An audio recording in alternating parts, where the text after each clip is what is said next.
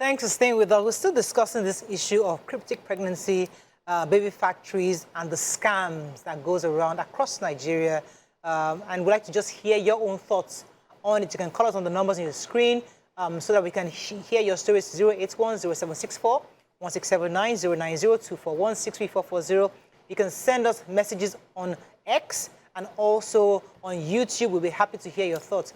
So we've been hearing about these things, and I mean, people have been scammed. As I said, me, I had a person, I was saying that even Tokpo was at the introduction. I think Jumoke was there. I'm not sure if you were there. So we all came, thinking that we're having it. So some people might have done it intentionally. Others may not have done it intentionally because they thought they were actually pregnant. But there are different reasons. So what are your thoughts on how these people, these scammers, are using that term, cryptic pregnancy, which you can find online? Yes. They're now using to scam Nigerians, and Nigerians are falling for it. Okay, so in the olden days in our custom, when you have a cryptic pregnancy, you just wait and then suddenly get pain and then you go into labor. You can't explain it. Some people see their periods for that 9 months. Some people, they'll say, maybe a part of your area was swelling. In my custom, they'll say, carry the baby for yash, the belly for yash. Because during that period, you have a bigger bump. Yeah. Some is the bigger arm. They'll say, carry the belly for arm. So we have accepted the use. And so they just simply pick something we're used to and something that is well believed in Africa here and carry this. If you carry a pregnancy for 3 years, yeah, it's a miracle baby now. You're just in your pregnancy state. You've not seen your period for 3 years and suddenly you're in labor, rush to the hospital, baby pops out of you. It's a miracle baby. So we've accepted this condition. These are things that we've seen. I have grandmothers whose children I know who are living in testament. Not just giving it a label, cryptic pregnancy. So we both don't name and cryptic, but it's a phenomenon well accepted in Africa. We've seen it too many times not to believe it. So when somebody packages it and you have seen somebody, God forbid, if it was me, I would fall for this thing. Because I know a grandmother whose son is a patriarch in our family today, whose mother carried the pregnancy for 3 years. Well celebrated in my village, yes. Wow. And it's a living testament today. I would have thought if somebody were telling me that my baby was in my bum, because it's something I've heard all my life. Growing up, I would have said, that my yash big. Okay, Nadia, I carried Never heard it. Even with a flat tummy, I would believe it. It's a term commonly used in certain places. So I would have fallen for this kind of scam. And even if you convince me as a spiritualist that it's a lie, I would have told you because I have seen it and the person is living that it's possible. So we must deal with that part first. I hear you, about that, and I can hear how if someone who is not really educated or an illiterate or not well exposed can fall for that. But this particular investigation talks about people who are quite educated, quite wealthy, should know better, who are falling for this. So I know that this really has to do with just desperation. And when you find yourself, when you're desperate about anything, you are vulnerable to anything. You believe anything. Some of them to the point that you even take your child, like some of the things that they ask them to do, if you're not desperate, you would immediately know that this is not true. This is a red flag. You cannot be associated with this. But when you have tried everything, and you even have some people say to you, this is your fault. And this particular one that you can do to help save your face or save your family, you're refusing to do, almost to the point that they'll sell it to you as if you're selfish. So those sort of people, I can see how they can fall for it. But I don't think it's because they are ignorant of that this is, they're ignorant about the process. The process of pregnancy. They understand that pregnancies take 9 months, a little bit over for some people. But, the whole scheming, especially for those who have gone away for a year or 2 years. Now, the other part of this scam that is worrisome, as I mentioned, is the drugs that they take. And when she also mentioned that some of them are giving cuts on their bodies, meaning they will you into a room and perform some form of surgery over you. It's like the desperation to put yourself through that, So really, the way to solve this is society, Nigerian society, that's all of us. What are the conversations we should be having? Even in churches, when we call for people for their, what they call fruit of the womb and things like that, what are we truly perpetuating? So let's sit down and think about it, the words that we say to each other, and really, that's part of society. I think what Bisi said earlier about, we need to actually ensure that these people are arrested, are prosecuted, because we need to see it. Because these scammers they are cleaning out. And they're we need to cleaning step out. down on the pressure that we put on one another. It also has to do with how we have laid a lot of emphasis on what makes a woman. So your identity is not complete as a woman if you do not have a husband, if you do not have a child. You are seen as less of a woman than another person who has a child and has a husband. We need to step down on that. And that is one of the reasons we see women who are educated and yet suspend all their cognitive abilities to process information and fall into this kind of scam. Then the crave for miracles is also another problem. And she alluded to that in her analogy, where we like to believe that this miracle, once this miracle man just comes, you know, it can suspend everything and the child will just show up. And so they tell us to do these things, and don't follow logic, don't go to the hospitals to check. Even when you go and check in the hospitals, you will not see the child because it's hiding in your back or it's hiding in your arm. And educated people will assimilate this and accept it just because we are hoping and believing in miracles. So our religious houses need to do better in terms of how they get women to understand that if it's not your time, it's not your time. If you have to go to the hospital, follow the right routines.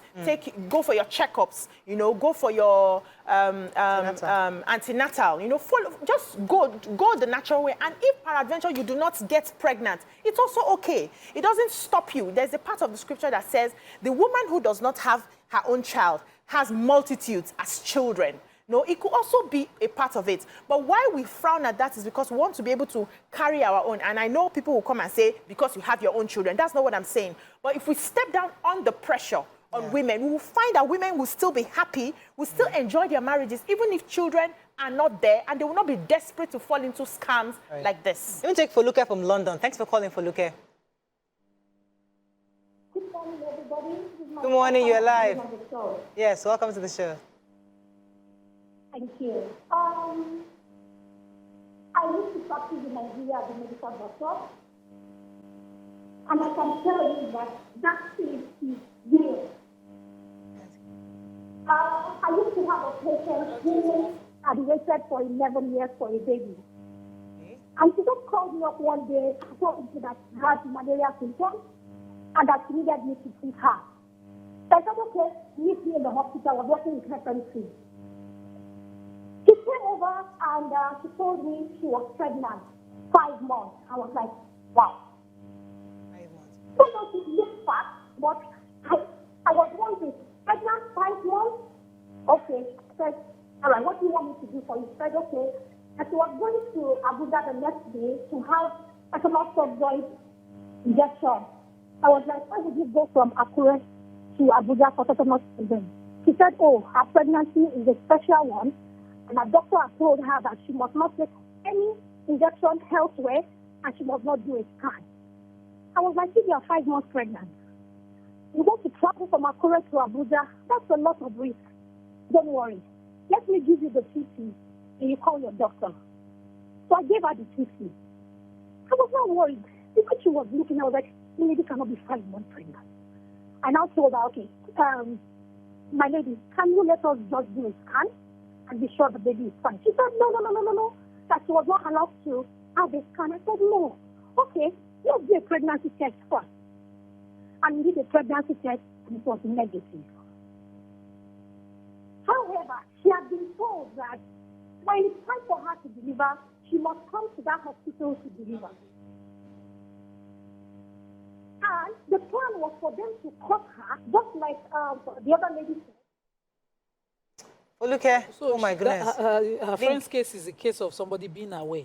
When you have subscribed to that arrangement, because apart from those who fall victim of these cryptic pregnancy scammers, there are those who subscribe to baby factories, subscribers who are waiting for their babies, who go in, they take the hormones in clinics to show family and society that they are carrying pregnancies. And at the end of the day, bring in babies that are not of their husbands into the family. Exactly. So there are those women. That's a scam now. That's a scam. But I must agree with Bisi that society needs to step down the pressure on women. And there are ways to assist a woman going through infertility to give birth, because you need her mentally to be positive. Yeah. When I was going through that, one person that stood out for me aside my immediate family members, was my father-in-law. Never once did he say something negative about the situation of my waiting. And when I refused to go in for my treatments, he would say, go now, see babies all over you. So that kind of positive statement can change a woman's perspective. My friend, on the other hand, even when she later got pregnant, real pregnancy, and she was losing her babies preterm, her father-in-law would say to her, I don't know why we're waiting for your baby. You're going to lose them anyway. You're barren. So such negative statements cannot get a woman to be positively upright to fight through this thing. I was told that I'll wait for 10 years. I got my baby in 4 years. Some people cannot because the pressure at home is so much that they're constantly in the negative mindset. Hold their hands through whatever waiting and make the waiting worth it. They will have their babies. And we must, as society, be shielding to us, try to understand what they are going through and try to understand how you can come in, help, accompany them to hospitals. You know, don't let them fall into victims of sickness. Let me take this call from Kate. Thanks for calling. You're live, Kate. Good morning, Morales. Good morning. Yes, this is Kate from Ipaja. This critical pregnancy thing, I'm a witness. Right now, I've been pregnant for a year plus. Okay. It's not that I have not had issue, I've not been pregnant before. But the thing there is, I've gone to hospital. The very first time I got pregnant, I noticed I was pregnant. I went to the hospital. It was positive. After some months, I decided to start antenatal. Going through the normal process, I noticed they said there was nothing. But if you see me, the signs, everything is there. But the thing there is, if I get here now, they say no pregnancy. No pregnancy. I don't understand.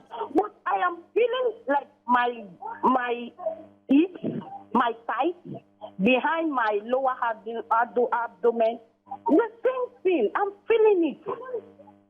Sometimes I'll menstruate, but it has been for a month now. I've not been menstruating, and my tummy is there. I don't know. They said, I've gone through hospitals. I don't know. I never took a paracetamol from anybody. I never did. I don't even know what it is. So I don't know whether some people fall for it, but I am talking to you. I'm a living witness. I'm carrying it now, live and direct. Okay, wait, Kate, let me get Nima to ask you a question. 1 second, Kate. I just said that I had someone who had this condition, and it was called false pregnancy. It's a situation where your body presents pregnancy symptoms without actually having a baby in your uterus. So you're actually growing your tummy, your breast is heavy, you're even, you know, other signs, swollen feet in some cases, and you're showing all the signs. So it's important that you see a gynae at this stage. As long as they're telling you at antenatal there's no baby in there, you need to see a gynecologist. There's an hormone they give you that your body corrects itself and the false symptoms disappear, and then you have to do some form of exercises.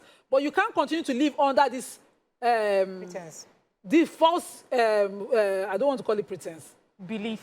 False belief. Yes, because your body is presenting. So hormonally, women vary. The spectrum is wide. Yeah. You know, we have different PCOS, and different wide. so that she doesn't. Yeah, Kate, so are you still there? Yeah, I hope you don't feel too bad because it's quite a. It happens to a number of women, so it's not that it's just particularly. Not you alone, yeah. And thank God for science. There are different therapies that can help you, you know, get over this. You know, there was something that Pastor Sam Adeyemi, Tokwe's pastor, said during their recent event, leadership event. He said that God is made up of two sides, the spiritual and the physical, and the wisdom. He called the wisdom. Okay. There's some nations that prioritize wisdom over supernatural. Those nations, they merge it, but they're able to see things logically. But in nations like ours that we prioritize spirituality, we only see the spiritual. We don't see the reasoning. We don't see the wisdom part. So we only focus on the miraculous. And that's why we can easily just believe that this thing would happen. It is me. It's my turn. However that baby is going to come spiritually, I would have this child. In 9 months, the baby will come miraculously to me, and everybody will celebrate me. So we don't even try to rationalize how did this, whose baby, who baby formed this thing. We are not even prioritizing the spiritual properly. That's not how it's done. We're not doing it well. We're prioritizing religion, not spiritual. Because with spiritual, you understand there's timing for everything. And with spiritual, you understand that not everything will come the way you have wished it. It will come according to what your soul desires. So it's not everybody here, I've always said it, not everybody that have come to this incarnation would have a husband. And it's okay. It's not in your part, it's not in your part. Not everybody will have a child here, and it's okay. It's not in your part, it's not in your part. Your ability to understand that everything the universe gives to me is what is meant for me, and it's for my greater good, is spiritual. But we're not there. We are in a space where, because it is religion, we will force it to happen. See, if I pray today, it doesn't work, I go to mountain tomorrow, it's still there. Kate, are you still there? Hello? No, I think it's Ezene. Ezene, are you there? That Ezene. Yeah, I'm here, but I want to speak with the line people, Gongo, because whenever I try the number, I will not, before they will finish the they'll pick it. I will not, I want to say something. Go ahead, please. Hello, ma. We can hear you. Go ahead, Ezene. Okay, ma. But please, this issue, my senior sister is having the issue. So, let me say, like 3 months ago, my sister, she said that that there is one man that is living in Owerri, that the man is selling children. So initial time, the person that directed me to the woman told me, she not told me that the woman they are selling children. So I called my sister. My sister said no, that she wants to use her own sperm to do it. So I said, I don't know this one, but I will look for. So, like, right now, I'm just looking for a solution, because that my sister now is living in Denmark, outside country. So, I'm just looking for a solution. Because, does this concern Denmark? I'm sure that sister in Denmark is going through something like this, and has found a doctor somewhere in the East who's that's promising a baby. Her. She's looking for solution. What kind of solution? Isn't it still there? Okay, we lost her. Yeah, so I really wanted to understand the kind of solution she's looking for. In our, like, someone is saying on YouTube here, and I've heard it before, that they call something Iju in Yoruba language, and when it's used on a woman, it makes her stomach swell or subdue intermittently. Some of these conditions, I was explaining this, an African way we see it. When you mentioned the wisdom and the miraculous. Recently, I met a doctor I spoke to. She's working in the UK. And we were explaining how a woman keeps losing her babies and she's not carrying them to term, but she's fertile. So I was explaining to her that Gani had said she's fertile, she doesn't have any problem, but her babies don't get to term. He said, do you know that it's possible for men to have resource factor, but medically, we have not researched on just that. women. You know, so we focus so much on women's resource factor, we did not know that men have it. So traditionally, at least I've heard the Jebu say that they'll tell the woman, step out of your marriage and remarry. And I go talk for my friend. He almost cut out our friendship. Yes. You know, step out and seek alternatives. And see your husband. Yeah, so I was going to also talk about the infertility that we've been talking about, and we have just focused on women. We have just focused on women, and we've forgotten that sometimes a woman carries the burden of the man's infertility. She's the one that is running up and down trying to look for a solution, even though he's the problem and he's sitting at home. So she would be so desperate to go to people like this, because he would not move. He feels that if there's no baby, there's someone else that can bring a baby for him, you know. And we have had situations where a woman who, maybe in her own case, she feels, well, we don't have a child, I'm willing to stay with this man. 5, 10 years down the line, he brings a baby to her. Even though it's not his baby, but the other person was, in our own parlance, we say she was smart enough to sort the problem out and bring a baby. And so you find women who feel, before someone comes and sorts my issues out, let me go out and, you know, sort this baby. Find a solution myself. So men have to be part of this conversation. First, in the fertility, you must go with your wife and sort yourself out and be aware of what your issues are. But the second part of this is that in this selling of babies and everything, you find men. They are also, these scammers are making money out of women's issues. Exactly. Let me take Ken. Ken from Asaba. Thanks for calling. You're live. Go ahead, please. All right. I know somebody right now that is undergoing through this process right now. I know somebody, in fact, they told the lady that she's carrying twins, you know, that she needs to give them 5 million naira. Now, when the time is due, they're going to operate her and remove the twins from her body. I'm looking at the lady, she's not pregnant. In fact, this is happening right in Monica right now. Her body is normal. There's no swelling on the part of baby tummy. She's still going around doing her business. And she believes that she's pregnant. She's carrying a twins, a boy and a girl. So this is a very big issue. And then the more you try to educate them, the more they see you as enemy of progress, because they need children, they need child. So please, we have to, this is a very big issue. And there's nothing I think anybody can do about this right now, because they themselves need children.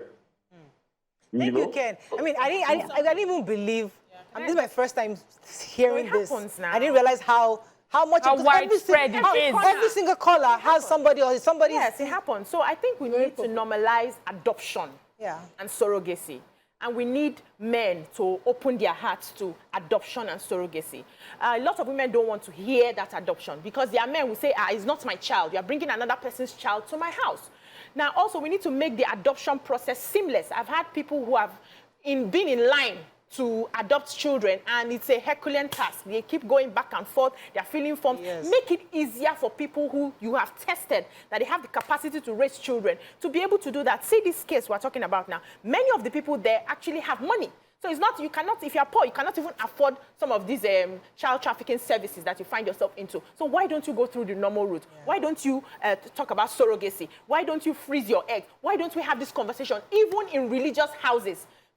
Because I know that a lot of people will feel if it doesn't come from your womb, it is not a blessing. Excuse me, the brain for surrogacy was given by God in the first place. So we have the abilities to think and make life easy for us. It's not because we're trying to replace God, but he's the one that has given that. So make it open, make it normal, and remove the stigma on surrogacy is not your child or adoption is not your child. I see that a lot of women will be more open to accepting this, and that will reduce the pressure on what go ahead, man. Yeah, I was going to say, what makes baby factories and scamming places like this more popular is because you get to do it in secrecy. When you decide to go adoption, surrogacy routes, is that you have admitted to yourself that you have a problem. And we don't want to admit that we have that problem. So we'd rather find we need to find a discreet place that can sort our issues out, and then we'll come out, and then we're able to tell the world, look at what I've done. And this reminds me of a story I saw in the dailies, like a very long time ago, a woman in her 80s who had given birth. And the thing was all across our newspapers then, and they were celebrating her. Like, at that time, nobody thought to investigate it, It's just part of our culture to accept things, as we say, the miraculous, things that do not seem possible to be possible. But that woman's case was at the public hospital. It was at Luth. The video. I don't know. So let's not cancel the possibility of, the instances I mentioned. Yes. Somebody is at the farm with an entire full farm of workers, falls down, goes into labor, and then has a baby. No, that's real. That's a cryptic condition. Yeah. It can be any... 1 in a million. Yes, one in every instance. When I was going through treatment, my doctor said PCOS, 4 out of every 10 women. So we see the colours now. Yeah. 4 out of every 10. But that's how they're able to sell it to women. Almost every colour. So, as you said, it's quite widespread. I didn't even realize it was this bad. So you might even need to have a proper show on this. So let's encourage women to take the investigations further. Yeah. If it sounds funny, because in today's world we can see this kind of examples that the BBC exposed. If it sounds funny, investigate further. Do not subscribe. Right. Don't let somebody play my one part of this problem also that I'm thinking of, all this DNA that we're doing, and people are realizing children are not theirs. No, it might be this. From stuff like this. Things like that. Unfortunately, we have to wrap up at this time, but I think this is something we need to address. For those of you who were waiting for our doctor guest for today, he's coming on Thursday. We're told that he had to reschedule for Thursday, so we're sorry that we couldn't have the doctor, but definitely he'll be here on Thursday so we can have the conversation on Dial the Room. Have a great day. We'll see you tomorrow. Bye for now.